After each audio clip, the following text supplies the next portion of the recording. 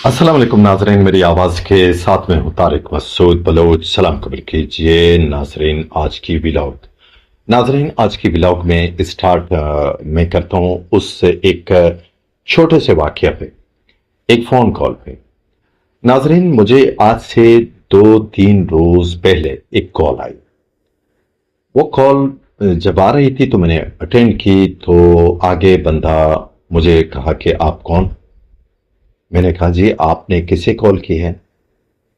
तो कहा किसी का नाम लिया कि आप फलाना नहीं है। तो मैंने कहा नहीं जी, मैं वो तो नहीं हूं, आपने रॉन्ग नंबर कॉल डायल की है। तो उन्होंने कॉल बंद कर दी। तो दूसरी रात फिर उसकी कॉल आई, फिर वही सवाल दोहराया कि आप कौन है। तो मैंने कहा कि मुझे तो कल रात भी आपकी कॉल आई थी, आपने यही कहा था कि आप कौन है, मैंने आपसे कहा था कि आपने रॉन्ग नंबर डायल किया। तो फिर उन्होंने कॉल बंद कर दी। तो कल रात फिर उसकी कॉल आई, तो यही सवाल दोहराया कि आप कौन हैं। तो मुझे गुस्सा आया। मैंने कहा ये क्या मजाक है, आप बार बार मुझे कॉल करते हैं, बार बार पूछते हैं कि आप कौन हैं। ठीक है, आपको जब मैंने कहा कि मैं आपका मतलूबा बंदा नहीं हूं, जिससे आप बात करना चाह रहे हैं, मैं वो नहीं हूं, इसके बावजूद आप मुझे कॉल क्यों करते हैं बार बार। तो मेरा नाजरीन ये कहना था कि आगे वो बंदा जार जार रोने लगा। उसके रोने की आवाजें बिल्कुल मेरे मोबाइल के जो स्पीकर इसको बाहर से भी बाहर आ रहे थे, इतना जोर से रोने लगा। रोते हुए उन्होंने कहा कि मेरे घर में न बिजली है, न पानी है, मेरे घर में न राशन है, मेरे बच्चे भूखे हैं। ठीक है, और उल्टा आप मुझे डांट रहे हो, मुझ पर गुस्सा कर रहे हो। तो मैं तो हैरान हो गया। मैंने कहा जी आपके घर में भूख है, आपके घर में आपके बच्चे भूखे हैं, आपके घर में बिजली नहीं है, आपके घर में पानी नहीं है, तो मैं इसमें क्या कर सकता हूं, आप मुझे कॉल कर रहे हैं। तो उसने कुछ नहीं बड़बड़ाना शुरू कर दिया, और ऐसे अजीब गरीब इसका बिहेवियर रवैया था कि इसी दौरान उन्होंने कॉल बंद कर दी। नाजरीन, कॉल बंद करने के बाद मैं एक सोच में पड़ गया। सोच, क्या सोच? यही कि ये बंदा कौन था, किस तबके से इसका ताल्लुक था, और ये इतना जोर जोर से जार जार रोना क्यों शुरू कर दिया था इसने, क्यों रोया। नाजरीन, मैं अपनी तरफ से इस नतीजे पर पहुंचा कि ये बंदा कोई और नहीं, बल्कि ये बंदा उस तबके से ताल्लुक रखता है जिसकी कोई सुनता नहीं। उस तबके से इसका ताल्लुक है जिसके घर में बिजली नहीं है, उसको पता नहीं है कहां जाना है, किससे बात करनी। जिसके घर में पानी नहीं है, उसे पता नहीं है कि किसके पास जाना है। घर में बच्चे उसके भूखे हैं, दरवाजा किसका खटखटाना है इसे पता नहीं है। और अगर कोई इस पर गुस्सा करता है तो वो रोना शुरू कर देता है। ये तबका है नाजरीन। हमारे पास तो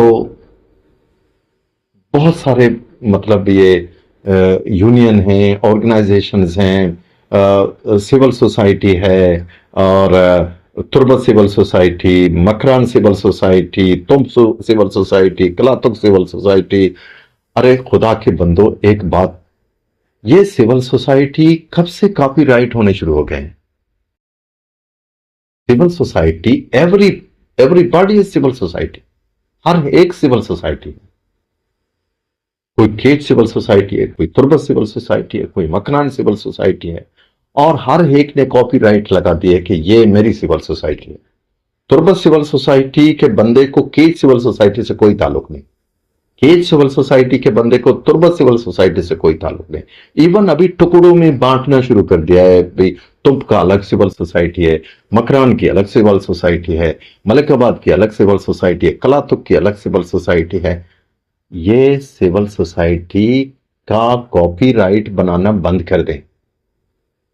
हर बंदा सिविल सोसाइटी है, हर बंदा। اس کو کسی آرگنائزیشن کے دائرے میں بند کرنا انتہائی ناانصافی ہے. ایک بندہ موٹر سائیکل پر جا رہا ہے روڈ پر، انہوں نے کہیں جا کر ایک موٹر سائیکل کھڑی کر دی، روڈ کے بیچ میں پڑے پتھر کو اٹھایا اور باہر پھینک دیا اور موٹر سائیکل پر بیٹھ کر چلا گیا. یہ ہے سول سوسائٹی. ناظرین، بظاہر یہ سب ایکٹیو ہیں، لیکن زمین پر کچھ نظر نہیں آتا. سارے ایکٹیو ہیں. کوئی این جی اوز کے نام پر ایکٹیو ہے، اور دیکھیں نا یہاں پر کتنی ساری این جی اوز کام کر رہی ہیں. ٹھیک ہے، یہاں پر سول سوسائٹی بازار ایکٹیو ہے، یہاں پر آل پارٹیز ایکٹیو ہے، یہاں پر آپ کو انجمن تاجران ایکٹیو نظر آتی ہے، یہاں پر آپ کو ہماری پولیس ایکٹیو نظر آتی ہے، ہماری انتظامیہ ایکٹیو نظر آتی ہے، لیکن سرفیس پر کچھ نظر نہیں آتا، کچھ بھی تبدیلی نہیں نظر آتی. ناظرین، اس کی وجہ کیا ہے؟ اس کی وجہ صرف ایک ہے. اگر میں وہ وجہ بتا دوں تو آپ بھی تھوڑی دیر کے لیے پریشان ہو جائیں گے کہ بھئی یہ کیا بلا ہے. اگر اس چیز کا تذکرہ میں کروں، آپ بھی سوچ میں پڑ جائیں گے کہ یہ کیا بلا ہے، کیونکہ آپ اس کے بارے میں نہیں جانتے. لیکن اس کی غیر موجودگی، اس کی ناپیدگی، اس کے نہ ہونے کی وجہ نے پورے ملک بیڑا غرق کر دیا. سوسائٹی کا تباہ کر دے. ساری جو سوسائٹی ہے نا وہ تباہ ہوگی اس چیز کے نہ ہونے کی وجہ سے. وہ کیا ہے؟ وہ ہے گڈ گورننس. ہر مہذب کنٹریز میں یہ گڈ گورننس پورے سسٹم کو ایسے چلاتا ہے. خودکار ہتھیار کس طرح چلتے ہیں اسی طرح یہ چلتا ہے، لیکن اس کی طرف کوئی توجہ نہیں دیتا. نہ سول سوسائٹی اس پر توجہ دیتی ہے، نہ اس پر آل پارٹیز توجہ دیتی ہے. آل پارٹیز تو شاید اس چیز کو کوئی غیر ضروری چیز سمجھ کر اس کو اگنور کر دیتی. ٹھیک ہے، حالانکہ یہ بیس ہے، یہ بنیاد ہے. ہماری جو یہاں پہ جو انتظامی سربراہ ہیں ان کے لیے بھی یہ کہنا ہے کہ یہ جو گڈ گورننس ہے اس کو رائج کیے بغیر ہم کچھ بھی نہیں کر سکتے، کچھ بھی نہیں. گڈ گورننس صرف یہ نہیں کہ ہم کسی ادارے میں جا کر گڈ گورننس بنائیں، کمپلین میکنزم بنائیں. یہ جو دکانوں میں جو مہنگائی کا جن کبھی بوتل کے اندر نہیں جاتا وہ باہر ہے، تباہ کن مہنگائی. اور تربت کے بارے میں کیا کہتے ہیں؟ تربت کے بارے میں تو یہی کہا جاتا ہے کہ یہاں ایسے ہاتھ گھماؤ 5,000 کا نوٹ آپ کے ہاتھ میں آئے گا. ایسے ہاتھ گھماؤ بس. کیوں؟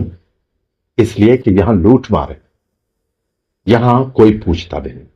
ہمارے deputy commissioner catch Yasir Iqbal دشتی صاحب امید کی ایک کرن ہے جو آئے ہیں. یہاں پر ایسے لوگوں پر ان کی کڑی نظر ہے، لیکن میری یاسر اقبال دشتی صاحب سے ایک گزارش ہے کہ اس چیز کو جب آپ کر رہے ہیں، دیکھیں نا آپ نے کارروائی کی. جو مرغ فروشان ہیں جنہوں نے بڑی مہنگائی کی تھی، آپ نے کارروائی کی. یہ جو مرغ فروشان کو گرفتار کر لیا تھا، بند کر دیا تھا، پابند سلاسل، ان کو پھر آل پارٹیز نے جا کر چھڑا لیا. ٹھیک ہے، ابھی دوبارہ آخر شروع ہو گئے، کیونکہ اس کے اندر وہ جو غیر ضروری منافع کمانے کی جو لت لگ گئی ہے نا وہ باہر نہیں جاتی. تو اس کے لیے ضروری ہے کہ کوئی میکانزم بنا لے، گڈ گورننس کو رائز کرے، ریٹیل پرائز چیک رائز کریں.